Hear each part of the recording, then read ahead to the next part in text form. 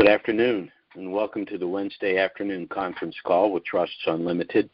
This is Jim George speaking. I'm the non-attorney spokesman and facilitator for Trusts Unlimited, and I'd like to thank all of you for taking the time to listen to this call.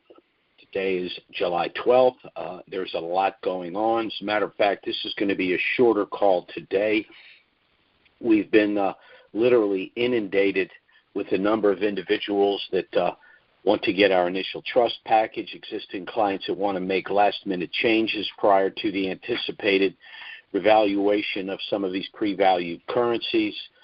So at least for the time being, it makes no sense to even attempt to market to trust because we're working 10, 12 hours a day just to service our existing clients. So let's go ahead and get into the information today because it's all good news and things are really looking good. First, by way of disclaimer, Trusts Unlimited is not the purveyor of the dinar and these other currencies.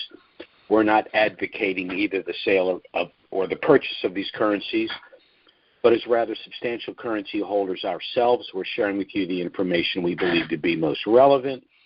Of course, the most important piece of information for us is the potential window for the reinstitution and revaluation of the dinar globally. Last week, we had a little window here from the beginning of July through mid-August. Has to do with all of the boxes that need to be checked. Things are moving along very well. I could argue that the dinar could reinstitute in country tomorrow, but we're being cautious given the years of watching what goes on in Iraq. We know that there's always an X factor floating around out there. But I want to touch on three issues today. One is the money supply, the other is the diversification of their economy, and the third are corruption, because these are the three areas that the naysayers claim mean the dinar is either not going to ever revalue or it's going to take a very long time. So let's just take them one at a time. First, the money supply argument. Very simple argument is the currency can't revalue because there's too many dinar out there. I don't buy that argument at all because that's what the deletion of the zeros is, to substantially reduce the money supply. So, for example, a 10,000 dinar note with the deletion of the zeros would be a 10 dinar note. A 25,000 dinar note would be a 25 dinar note. That's not a gigantic and substantial reduction of the money supply. I don't know what is. So there's really nothing more to say about that. The second issue is the currency can't revalue until their economy is diverse. Well, a diverse economy would involve both domestic and foreign investment. And it's sort of the chicken and the egg argument. Their argument is that we cannot revalue the currency until their economy is sufficiently diverse. My response to that would be is the revaluation or the reinstitution and revaluation of their currency is the catalyst for the diverse economy. This is why Iraq's joined the World Trade Organization. They can't really function in that organization with their reserve currency. They have to have their own global currency. So again, I think they've put the cart before the horse with the diverse economy argument as well.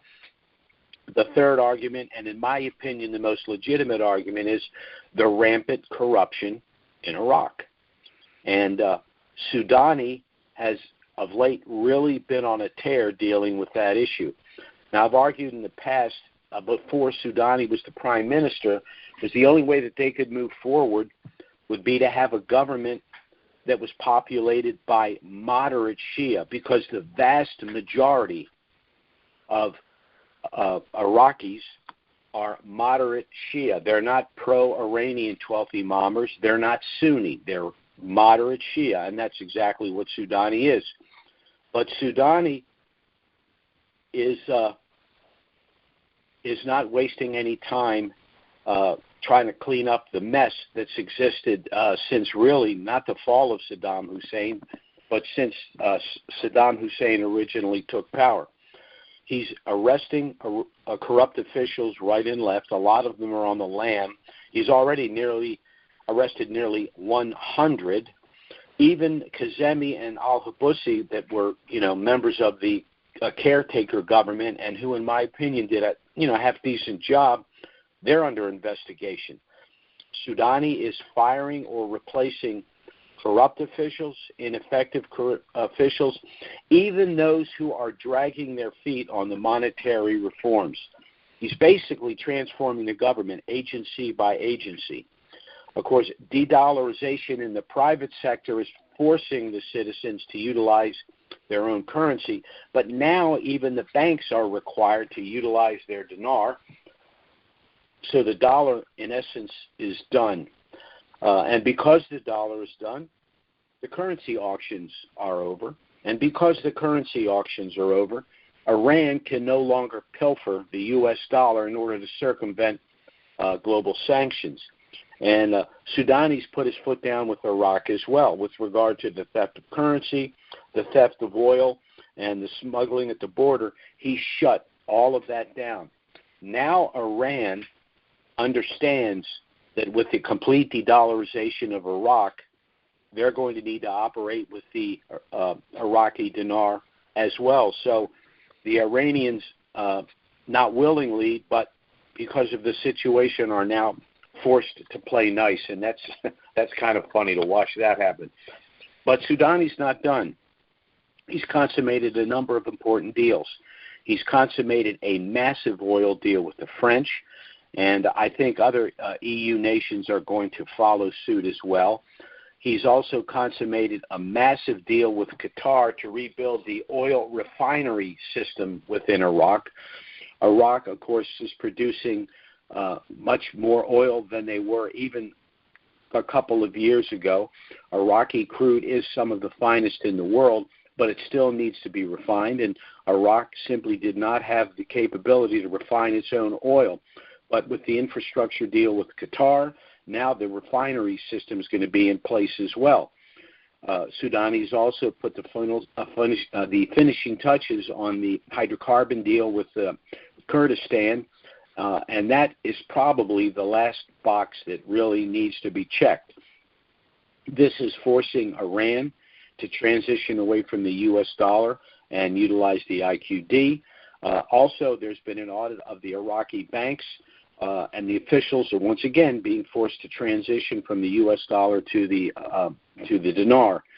So, if the citizens in the private sector have to utilize the dinar, if the banking system now is utilizing the dinar rather than the dollar, if Iran is now forced to utilize the Iraqi dinar rather than the dollar, and if Iraq is now a member of the World Trade Organization, all of this can only mean one thing. Iraq is going to have a functional global currency, and it's going to happen very shortly. Now, there is one other issue that actually is helping to move the dinar forward, and it's unfortunate for American citizens because part of the reason this is moving forward is the demise of the U.S. dollar. Yes, Iraq is de-dollarizing, and they needed to de-dollarize in order to reinstitute their currency. But unfortunately, the United States of America is doing everything it can to undermine its own currency. I blame the Biden administration for this, and I do not think it's incompetence. I think this is being done on purpose. This administration is populated by globalists, and they need the United States to submit its sovereignty to the global organizations. And in order to do that, one of the methods they're utilizing is the destruction of the U.S. dollar, the petrodollar. In the last 2.5 years, we've seen the destruction of the southern border, which means it's the destruction of our absolute sovereignty. That creates instability, and instability within a nation affects the stability of its currency, and we're seeing this globally. We've seen the destruction of the U.S. dollar through the massive printing of the dollar. Nearly $7 trillion in the last 2.5 years. It's the United States that has a money supply problem, not Iraq. And when we go to the bank to do our exchange, it's going to create an even greater problem in terms of the purchasing power of the dollar. The Biden administration's also destroyed the global balance of power. Since the end of the Cold War, the number one geopolitical objective of the United States was to ensure no alliance between Russia and China. And courtesy of the Biden bungling, that's exactly what we're witnessing happening right now. So as Dinarians, we're happy to see this progress. But as American citizens, it's unfortunate that it's happening at the cost of our currency and possibly even our own sovereignty. So this is where we find ourselves now. Again, I look to the window between, as I said, July 1st and August 15th. I think everything is going to be consummated at that point. I think that going one-to-one with the U.S. dollar is a done deal. It's just when it's going to happen. I don't think there's any way this will not happen, and I think it's going to happen sooner rather than later. For those of us that have been involved with the currencies for a very long period of time, the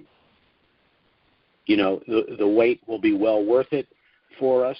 And, of course, after we go to the bank and after we do our exchange and after we see the dollar continue to decline, and after we see that the federal government's trying to centralize the banking system, perhaps even force a digital currency on us, then, of course, we have other strategies post-RV to circumvent all of that crap.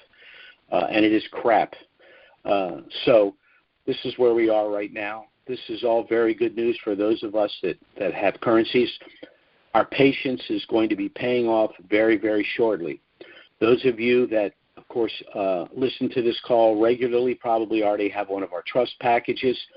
If you are an individual that's listening to our call for the first time, I suggest you contact us to get our initial no-obligation package. You can go to our website, which is trusts with an S, unlimitedllc.com. Our email address is trusts with an S, unlimitedllc@gmail.com. And you can contact our phone service, 307. I can't even remember the number now. I've got so much going on. Let me see if I can pull that number up real quick for those of you listening to the call. The number is 307-274-4122. Contact us by phone or email. We'll be happy to get our initial package out to you. For those of you that do have one of our trust packages, should the Dinar reinstitute in the next week, and it's a possibility, we will try to get out an emergency email and schedule an emergency conference call. But failing that, we will be back next Wednesday, noon Eastern, 9 a.m. Pacific. Thanks for listening, everyone. Things are really picking up steam. We're gaining momentum. Soudani is all over this thing, and he's kicking everyone to the curb that's an obstacle to getting this done, and that's good news for us. So have a great week, everyone, and thanks so much for listening. Bye-bye.